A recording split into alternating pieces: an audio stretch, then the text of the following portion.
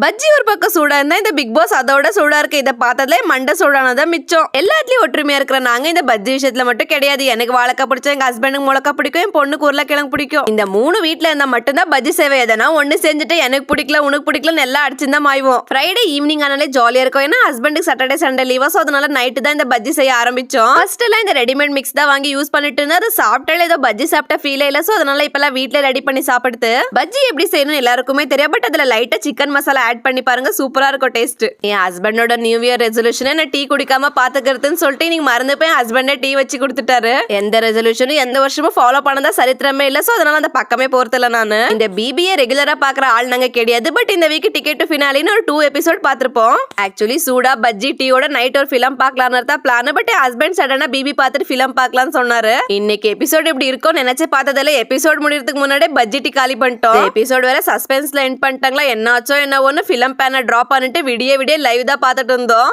ஆக மொத்தம் நானும் ஹஸ்பண்டும் ஒண்ணு மட்டும் டிசைட் பண்ணிட்டோம், இதுக்கப்புறம் இதை பக்கமே நாங்க போக கூடாதுன்னு.